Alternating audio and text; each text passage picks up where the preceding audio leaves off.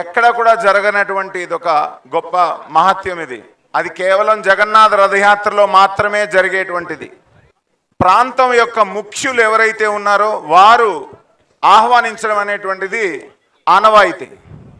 మనకి ఒరిస్సాలో పూరీ క్షేత్రంలో ఒరిస్సా మహారాజు అయినటువంటి గజపతి రాజు వచ్చి భగవంతుణ్ణి స్వయంగా ఆహ్వానించి, సో ఈరోజు విశేషం ఏమిటి అంటే, అలా మన తెలంగాణ ప్రాంతానికి ప్రజల చేత ఎన్నుకోబడినటువంటి సాక్షాత్తు ముఖ్యమంత్రి గారు రావడం అనేటువంటిది చాలా విశేషమైనటువంటిది విషయం.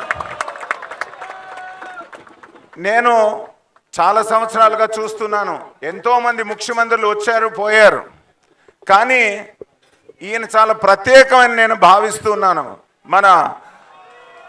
మన రేవంత్ రెడ్డి గారు ప్రత్యేకమని ఎందుకు అంటున్నానంటే, వారు ఏదో ఇక్కడ ఉన్నారు కదా అని చెప్పేసి నేను పొగడ్డం కాదు. వారు రిప్రజెంట్ చేసే పార్టీకి అతీతంగా, అది ఏ పార్టీ అయినా అవనివ్వండి, భగవంతుడు అందరి పార్టీలకి చెందినటువంటి వాడు. ఎందుకంటే భగవంతుడు సర్వజీవులకి చెందినటువంటి వారు, కేవలం మానవులకే కాదు సర్వజీవులకి చెందినటువంటి వారు. కాబట్టి ఈ ప్రాంతానికి ప్రతినిధి అయినటువంటి ఒక ముఖ్యమంత్రి హోదాలో వచ్చి భగవంతుణ్ణి ఆహ్వానిస్తూ, అయ్యా ఓ కృష్ణ, మా ప్రాంత ప్రజలందరూ కూడా నువ్వు సుఖంగా ఉండేటట్టు దీవించు స్వామి అని సహృదయంతో వారు వచ్చారు. వారికి భగవంతుని తరపున మేము ఆశీస్సులు తెలియజేస్తున్నాం. మన గౌరవాన్ని ఒక హరే కృష్ణ మహామంత్రం ద్వారా వారికి తెలియచేద్దాము.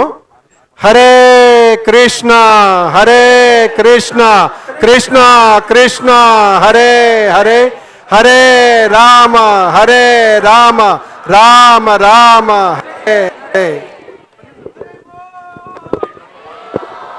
ఈ హరే కృష్ణ ఈ సందర్భాన్ని పురస్కరించుకొని మన ముఖ్యమంత్రి వర్యులు శ్రీ రేవంత్ రెడ్డి గారి ద్వారా మన మందిరానికి ఎన్నో సంవత్సరాలుగా సపోర్ట్ చేస్తున్నటువంటి ఒక ఇద్దరు భక్తుల్ని ఇక్కడికి నేను ఆహ్వానించి వారి ద్వారా భగవంతుని యొక్క ప్రసాదాన్ని మొమెంటోని అందజేయాలనేటువంటి ఉద్దేశంతో మొట్టమొదటిగా మన లాల్వానీ ఫ్యామిలీ, సోనం లాల్వానీ గారు, అవినాష్ లాల్వానీ గారు, ప్లీజ్ ఒకసారి రథం పైకి రండి.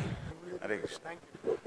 సో ఇప్పుడు ఒక థ్యాంక్ యూ మీ అందరికీ ఒక ముఖ్యమైనటువంటి విషయం చెప్పాలి. అదేమిటంటే, మన సనాతన ధర్మంలో